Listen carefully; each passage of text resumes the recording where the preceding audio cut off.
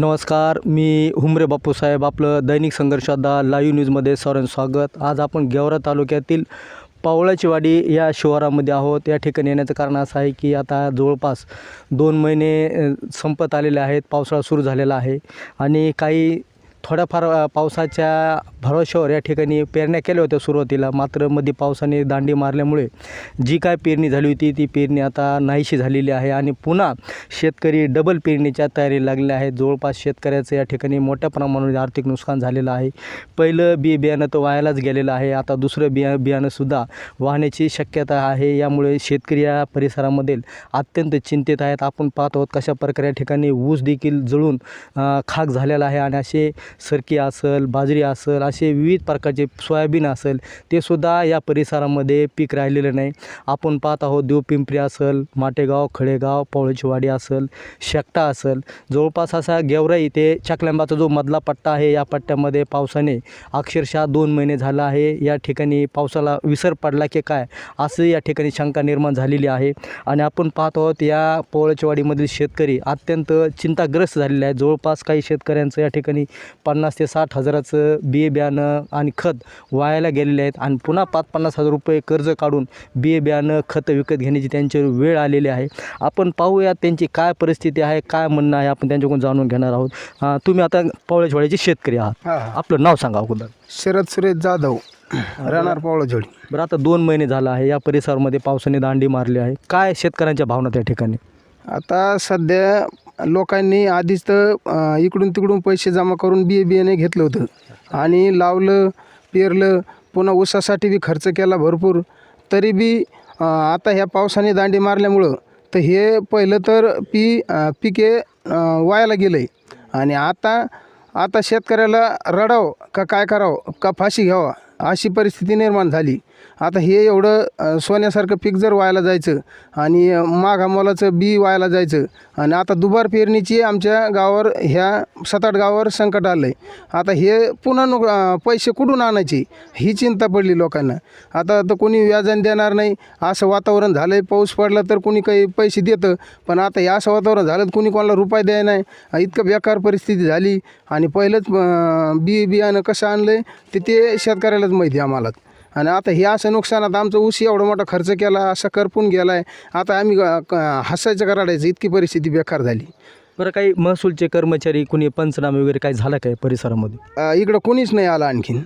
त्यांनी बी दखल घ्यावी, कारण की त्यांनी जर इकडे येऊन पंचनामे केले आणि शासनाला हे केलं तर आमच्या शेतकऱ्याला नुकसान भरपाई द्यायची गरज आहे. आता आम्ही पैसाच नाही राहिला आमच्याकडे तर आम्ही लावणार काय? दुबार पेरणी कशीच करायची ना? आम्ही खायचं प्यायचं काय? काय आव्हान करतात कृषी खात्याला? काय हेक्टरी आर्थिक मदत पाहिजे समजा इकडल्या शेतकऱ्यांसाठी? कृषी खात्याला आमची आर्थिक मदत 50,000 रुपये हेक्टरी मदत द्यावी शेतकऱ्याला. बरं, पिण्याच्या पाण्याची काय समस्या आहे का गंभीर? पिण्याची पाण्याची तुम्हाला काय सांगावं, आम्हाला एक दिवस आंघोळ करायला पाणी राह नाही. आम्हाला बिगर आंघोळीचं राहावं लागलं आहे. आम्हाला प्यायला तर पाणीच नाही राहिलं आणि काहीच नाही. गावातल्या विहिरी कोरड्या ठाक पाडल्यात आणि इथं इतकी बी बेकार परिस्थिती झाली की सांगताच येत नाही. आता काय आव्हान करतात शेवटी प्रशासनाने आमच्या इकडे टँकर सुरू करावं. पहिले उन्हाळ्यात टँकर सुरू करत होते, यंदा पावसाळ्यात सुरू करायची पाळी आली. एवढी हलाखीचं जीवन आम्ही जगत आहोत. तर शासनाने लवकरात लवकर आमची टँकरची बी दखल घ्यावी आणि हे नुकसान भरपाई बी लवकरात लवकर द्यावी. तुम्ही शेतकरी पण शेतकरीत का तुम्ही? शेतकरी आहे. बरं, किती शेती आहे तुम्हाला? 9 एकर. बरं, काय पेरले 9 एकरमध्ये? काय पेरलं? सगळ्या कापूस, तूर, सोयाबीन. बरं, आता 2 महिने झाले पावसाने दांडी मारले. कशी परिस्थिती पिकाची आपल्याकडे? सगळे जळून गेले. पिकं सगळे जळून गेले. त्या सर्गीची वाढ खुटली, सगळं झालंय. किती खर्च आला 9 एकरला? 9 एकरला जवळजवळ 25-30 हजार नुसते बियालाच खर्च आलेला आहे. आता पुन्हा पेरणी करायची तयारी दिसते आपली. पुन्हा आता ते पाऊस पाडे पुन्हा तयारी करायची म्हणल्यावर कसं करायचं? ती पैसाच नाही जवळ तर करायचं कसं?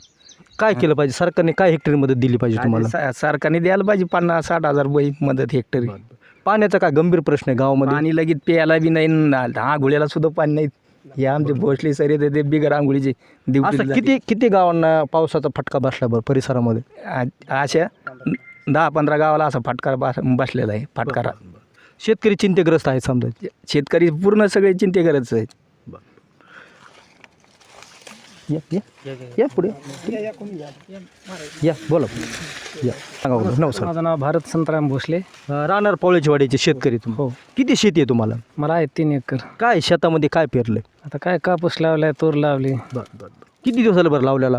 आता काय 1 महिना होऊन गेला, पण पाऊस नसल्यामुळे ते उगलंच नाही काही. सुरुवातीला पाऊस पडला होता थोडाफार, थोडा नॉर्मल काहीतरी. त्याच्यावर तुम्ही पेरणी केली, समजा लागवड केली. हो. नंतर पावसाने आता दांडी मारली. पाऊसच नाही.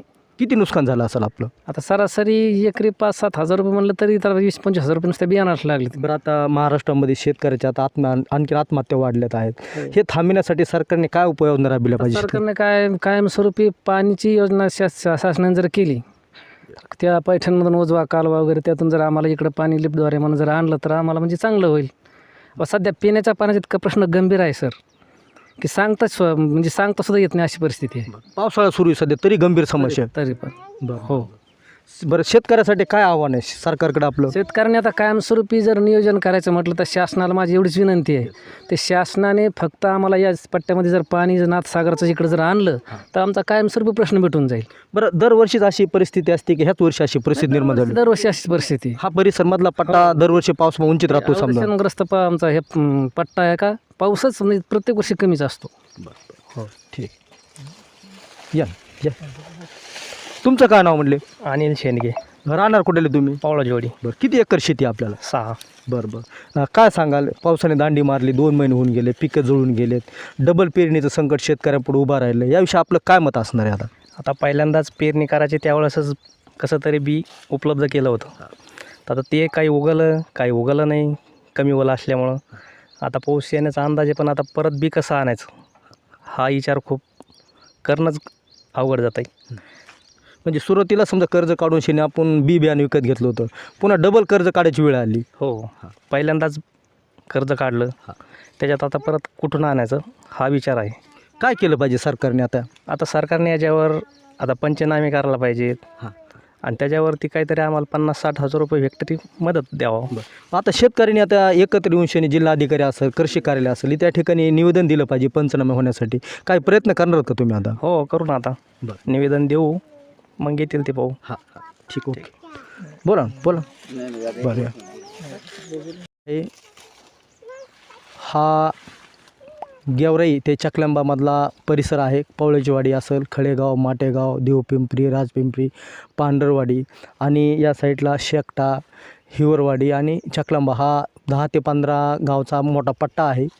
आणि येथील शेतकरी प्रत्येक वर्षी पावसापासून वंचित राहतात. कमी प्रमाणामध्ये पावसाचं प्रमाण असल्यामुळे येथील शेतकरी सदन झालेला नाही आणि यावर्षी तर पावसाने दांडी मारल्यामुळे आणखीन शेतकरी खचलेला आहे. गेल्या 2 महिन्यापूर्वीच्या ठिकाणी कर्ज काढून बियाणं विकत घेऊन शेतकऱ्याने कशी तरी पेरणी आणि लागवड केली होती. मात्र 1-1.5 महिन्याचा कालावधी उलटाला तरीही पाऊस समाधानकारक न झाल्यामुळं आलेली पिकंसुद्धा हातातोंडाशी आलेली पिकंसुद्धा नाहीशी झालेली आहेत. पुन्हा या परिसरातला शेतकरी अत्यंत चिंतेमध्ये तयार झालेला आहे. या ठिकाणी पिण्याच्या पाण्याची सुद्धा गंभीर समस्या निर्माण झालेली आहे. 2 महिन्याचा कालावधी उलटून गेलेला आहे. पिण्याच्या पाण्याची सुद्धा गंभीर समस्या निर्माण झाल्यामुळे या ठिकाणचे मुख्य जनावराला देखील पाणी उपलब्ध होत नाही. विकत पाणी पाजण्याची वेळ त्यांच्यावर आली आहे, तर पिकासाठी तर पाणी उपलब्धच नाही. यामुळे शेतकरी या ठिकाणचा अनेक डबल कर्जामध्ये बुडालेला आहे आणि तो चिंतेत आहे.